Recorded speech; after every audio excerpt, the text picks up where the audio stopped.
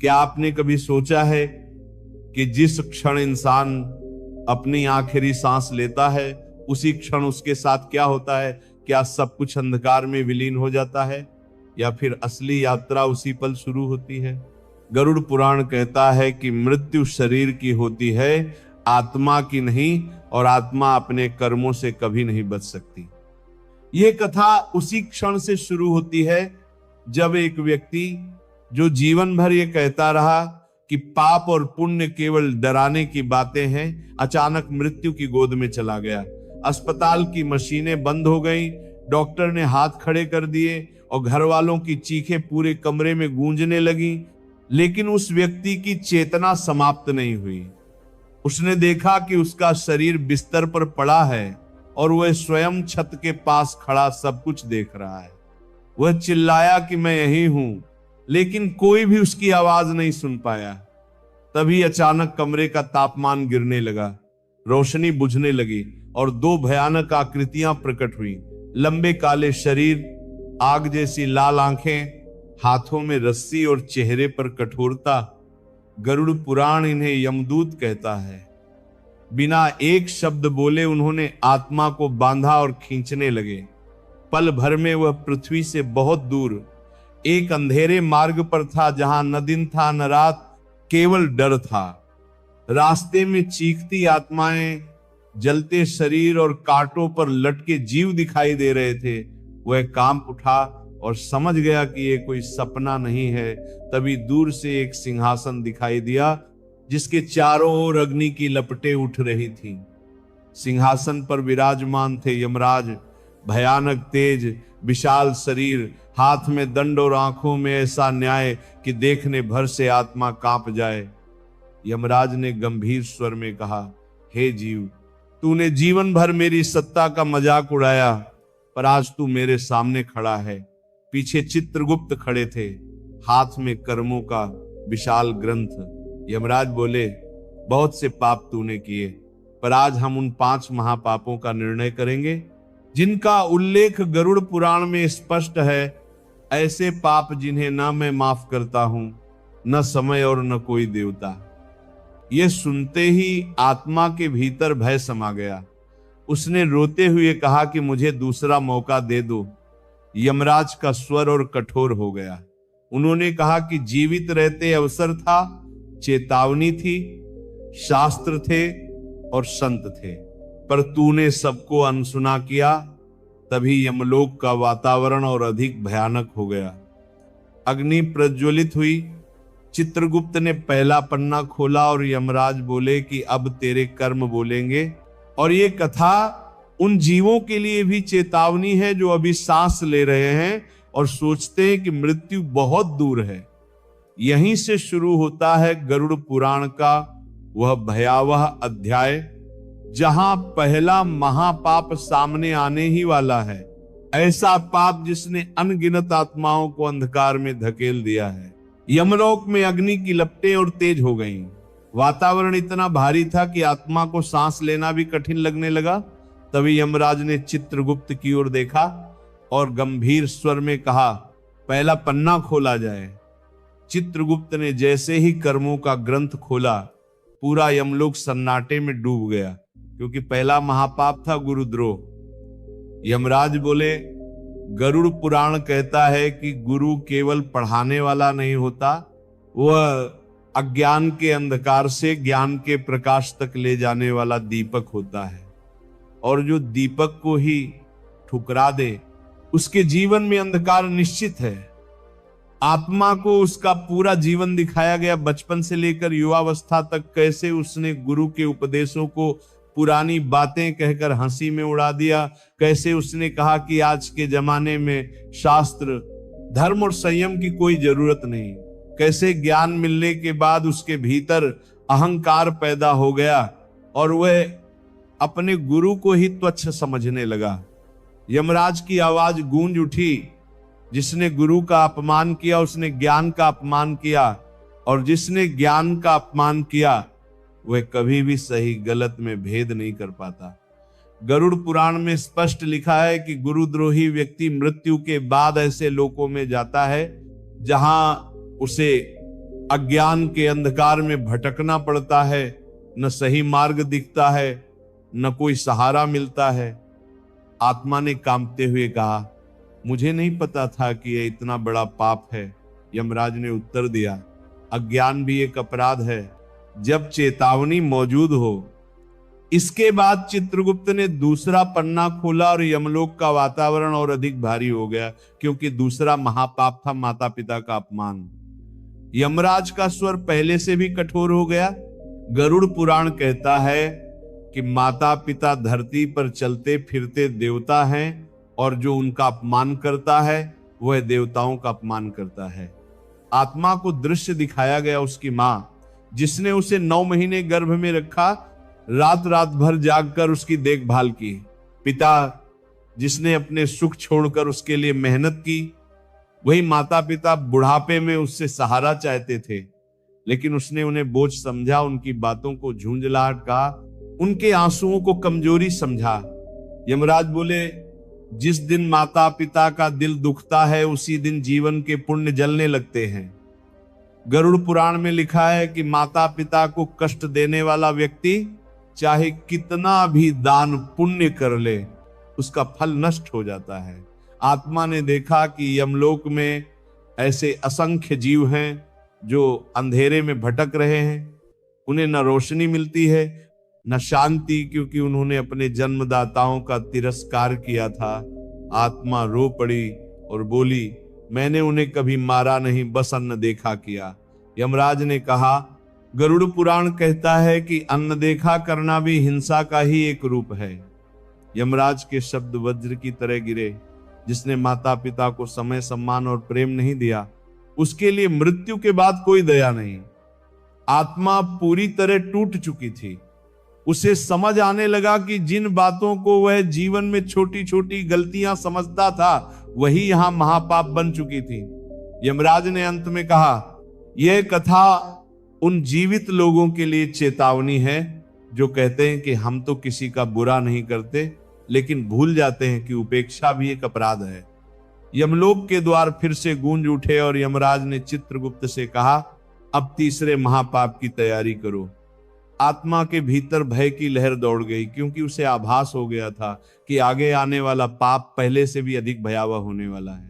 यमलोक में जैसे ही तीसरे महापाप का नाम लिया गया, अग्नि की लपटें अचानक शांत हो गई और एक अजीब सन्नाटा छा गया, ऐसा सन्नाटा जिसमें केवल आत्माओं की कराह सुनाई देती थी। यमराज ने गहरी दृष्टि से आत्मा को देखा और कहा, अब वह पाप सामने आएगा जिसे गरुड़ पुराण में अत्यंत घोर बताया गया है। वह पाप जो केवल शरीर से नहीं बल्कि विचारों से भी लगता है। चित्रगुप्त ने तीसरा पन्ना खोला और यमराज के शब्द गूंजे, ये पाप है स्त्री का अपमान। आत्मा ने जैसे ही ये सुना, उसका शरीर कांप उठा। यमराज बोले, गरुड़ पुराण कहता है कि जहां स्त्री का अपमान होता है वहां धर्म, लक्ष्मी और शांति तीनों नष्ट हो जाते हैं, और तभी आत्मा को उसके जीवन के दृश्य दिखाए जाने लगे। वह दृश्य जहां उसने अपनी पत्नी को तुच्छ समझा, उसके त्याग को कमजोरी कहा, उसके मौन को डर समझा। वह दृश्य जहां उसने किसी की बेटी को बुरी दृष्टि से देखा, किसी की भावनाओं से खेला, झूठे प्रेम का सहारा लेकर विश्वास तोड़ा। यमराज का स्वर कठोर होता गया, यह पाप केवल कर्म से नहीं, दृष्टि और विचार से भी लगता है। गरुड़ पुराण में स्पष्ट लिखा है कि जो व्यक्ति स्त्री को केवल भोग की वस्तु समझता है, वह अपने ही जीवन की मर्यादा नष्ट कर देता है। आत्मा को यमलोक के वे क्षेत्र दिखाए गए जहां ऐसे पापी दंड भोगते हैं, वहां न दिन है न रात, केवल लज्जा और पीड़ा है। आत्माओं को वही अपमान सहना पड़ता है जो उन्होंने दूसरों को दिया था। यमराज बोले, जिसने किसी स्त्री के आंसू गिराए, उसे यहां वर्षों तक करुणा के लिए तरसना पड़ता है। आत्मा कांपते हुए बोली, मैंने कभी किसी को नुकसान पहुंचाने का इरादा नहीं किया। यमराज ने तुरंत उत्तर दिया, गरुड़ पुराण कहता है कि इरादा न होना अपराध को छोटा नहीं करता। जब परिणाम किसी की आत्मा को तोड़ दे चित्रगुप्त ने बताया कि कैसे इस पाप का प्रभाव केवल एक जन्म तक सीमित नहीं रहता, बल्कि आने वाली पीढ़ियों तक दुख बनकर फैलता है। यमराज ने कहा, जिस घर में स्त्री अपमानित होती है वहां सुख कभी स्थायी नहीं रहता। आत्मा को दिखाया गया कि कैसे ऐसे पापियों को अगले जन्मों में विश्वासघात, अपमान और असहायता का सामना करना पड़ता है। वह रोते हुए बोली, क्या इसका कोई प्रायश्चित नहीं? यमराज की आंखों में क्षण भर के लिए करुणा झलकी, लेकिन स्वर कठोर रहा। गरुड़ पुराण कहता है कि इस पाप का प्रायश्चित केवल तब संभव है जब जीवित रहते सच्चा पश्चाताप किया जाए और जीवन बदला जाए। मृत्यु के बाद केवल दंड शेष रहता है। यमराज ने अंत में कहा, यह कथा उन लोगों के लिए चेतावनी है जो सोचते हैं कि शब्दों और दृष्टि से किया गया अपमान कोई पाप नहीं, पर याद रखो, शब्द और दृष्टि ही आत्मा को सबसे गहरा घाव देते हैं। यमलोक का वातावरण फिर से भारी हो गया। आत्मा पूरी तरह टूट चुकी थी और तभी यमराज ने चित्रगुप्त की ओर देखकर कहा, अब चौथे महापाप की तैयारी करो। ये सुनते ही आत्मा को आभास हो गया कि आगे आने वाला दंड उसके भय से भी बड़ा होने वाला है। तीसरे महापाप के बाद यमलोक में कुछ क्षणों के लिए ऐसा सन्नाटा छा गया मानो स्वयं काल भी ठहर गया हो। आत्मा भय और पश्चाताप से टूट चुकी थी। तभी यमराज ने अपने दंड को भूमि पर टिकाया और गंभीर स्वर में कहा, अब वह पाप सामने आएगा जिसे मनुष्य सबसे छोटा समझता है, लेकिन गरुड़ पुराण में इसे अत्यंत घोर बताया गया है। चित्रगुप्त ने जैसे ही चौथा पन्ना खोला, यमलोक के चारों ओर भयानक करुण चीखें गूंजने लगी। यमराज बोले, यह पाप है धन का अहंकार और भूखे को भोजन न देना। आत्मा ने चौंक कर कहा, महाराज, मैंने तो चोरी नहीं की, किसी को मारा नहीं। यमराज ने तीखी दृष्टि से देखते हुए कहा, गरुड़ पुराण कहता है कि अन्न का अपमान सबसे बड़ा अधर्म है, क्योंकि अन्न ही जीवन है। और तभी आत्मा को उसके जीवन के दृश्य दिखाए जाने लगे। वह दिन जब उसके पास भरपूर धन था, घर में अनाज भरा रहता था, लेकिन द्वार पर खड़े भूखे को उसने ये कहकर भगा दिया कि ये उसकी जिम्मेदारी नहीं। वह दृश्य जब किसी गरीब ने सहायता मांगी और उसने अपनी संपन्नता के घमंड में मुंह फेर लिया। यमराज बोले, धन तुझे परीक्षा के लिए मिला था, अहंकार के लिए नहीं। गरुड़ पुराण में लिखा है कि जो व्यक्ति भोजन होते हुए भी भूखे को अनदेखा करता है, वह स्वयं अपने पुण्य नष्ट कर देता है। आत्मा को यमलोक के उन क्षेत्रों में ले जाया गया जहां ऐसे पापी दंड भोगते हैं। वहां असंख्य जीव बैठे थे। उनके सामने स्वादिष्ट भोजन रखा था, लेकिन वे उसे खा नहीं पा रहे थे। जल उनके सामने था, लेकिन कंठ तक पहुंचते पहुंचते सूख जाता था। यमराज ने कहा, जिसने जीवन में भूखे को तड़पाया, उसे यहां भूख की पीड़ा समझाई जाती है। आत्मा कांप उठी और बोली, मैंने मेहनत से कमाया था। यमराज का उत्तर कठोर था। गरुड़ पुराण कहता है कि मेहनत से कमाया धन भी तब पाप बन जाता है जब उससे दया समाप्त हो जाए। चित्रगुप्त ने बताया कि कितनी बार आत्मा ने दिखावे में खर्च किया, व्यर्थ के शौक पूरे किए, लेकिन दान और सेवा को बोझ समझा। यमराज बोले, जो व्यक्ति दूसरों की भूख देखकर भी संतुष्ट रहता है, उसकी आत्मा धीरे धीरे पत्थर बन जाती है। आत्मा ने देखा कि इन पापियों को वर्षों तक भूख, प्यास और अपमान का दंड मिलता है। वे सहायता के लिए पुकारते हैं, लेकिन कोई उनकी नहीं सुनता, क्योंकि उन्होंने भी जीवन में किसी की नहीं सुनी थी। यमराज ने आगे कहा, गरुड़ पुराण में स्पष्ट लिखा है कि अन्नदान सबसे बड़ा दान है और अन्न का अपमान सबसे बड़ा अपराध। आत्मा रोने लगी और बोली, मुझे नहीं पता था कि इतना बड़ा दंड मिलेगा। यमराज ने गंभीर स्वर में कहा, मनुष्य को सबसे बड़ा भ्रम यही होता है कि उसके पास जो है वह उसका अपना है। यमलोक में अग्नि फिर प्रज्वलित हुई और यमराज ने अंतिम चेतावनी देते हुए कहा, यह कथा उन लोगों के लिए है जो आज भी कहते हैं कि हम किसी का बुरा नहीं करते, पर याद रखो किसी की सहायता न करना भी अधर्म है। आत्मा भीतर से पूरी तरह टूट चुकी थी। उसे अब समझ आने लगा था कि जीवन में की गई छोटी छोटी उपेक्षाएं यहां महापाप बन चुकी हैं। और तभी यमराज ने चित्रगुप्त की ओर देखकर कहा, अब अंतिम और सबसे भयानक महापाप का समय आ गया है। ये सुनते ही आत्मा के भीतर ऐसा भय समा गया जैसा उसने कभी जीवन में महसूस नहीं किया था। यमलोक में अब कोई अग्नि नहीं थी, कोई चीख नहीं थी, बल्कि एक ऐसा भारी सन्नाटा छाया हुआ था जो पहले के सभी भय से कहीं अधिक डरावना था। क्योंकि गरुड़ पुराण कहता है कि जब यमलोक शांत हो जाए तब समझ लेना चाहिए कि सबसे कठोर निर्णय होने वाला है। आत्मा पहले ही टूट चुकी थी, लेकिन यमराज ने गंभीर और अड़िग स्वर में कहा, अब अंतिम महापाप सामने आएगा, ऐसा पाप जो पहले चारों से भी अधिक घातक है।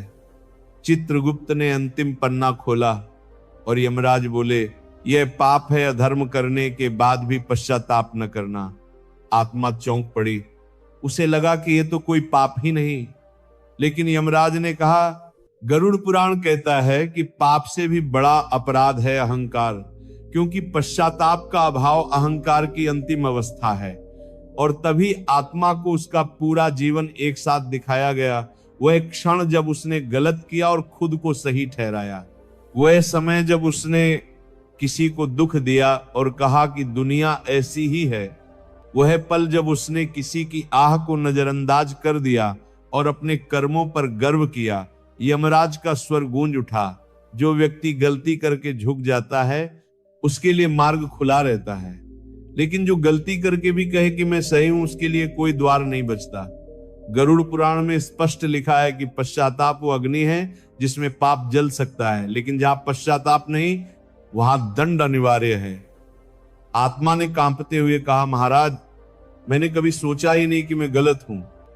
यमराज ने उत्तर दिया, यही तेरा सबसे बड़ा अपराध है।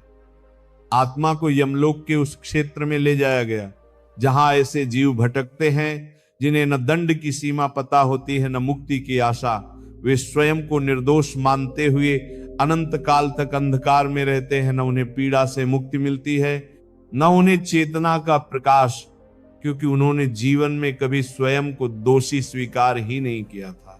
यमराज ने कहा, गरुड़ पुराण कहता है कि अहंकार मनुष्य को ईश्वर से नहीं स्वयं से काट देता है। आत्मा अब रो भी नहीं पा रही थी क्योंकि उसका अहंकार टूट चुका था, लेकिन समय समाप्त हो चुका था। यमराज ने अंतिम निर्णय सुनाते हुए कहा, यदि तूने जीवन में एक बार भी सच्चे मन से स्वीकार किया होता कि तू गलत है, तो आज ये कथा यहां समाप्त हो सकती थी। यमराज के शब्द पूरे यमलोक में गूंज उठे। ये कथा उन जीवित लोगों के लिए है जो अभी भी सांस ले रहे हैं, जिनके पास आज भी अवसर है, क्योंकि गरुड़ पुराण कहता है मृत्यु के बाद कोई पश्चाताप स्वीकार नहीं किया जाता। यमलोक के द्वार बंद होने लगे, आत्मा को उसके कर्मों के मार्ग पर भेज दिया गया और तभी यमराज का अंतिम संदेश गूंजा। जो यह कथा सुनकर भी नहीं सुधरता वही सबसे बड़ा मूर्ख है, क्योंकि मृत्यु के बाद न समय मिलेगा, न सफाई, न दूसरा मौका। और यही कथा समाप्त नहीं होती बल्कि सुनने वाले के जीवन से जुड़ जाती है, क्योंकि ये कहानी डराने के लिए नहीं, जगाने के लिए, ये बताने के लिए कि अभी भी समय है, अभी भी सांस चल रही है, अभी भी कर्म सुधारे जा सकते हैं। क्योंकि जब यमराज के दरबार में पहुंच गए तब केवल कर्म बोलते हैं, शब्द नहीं।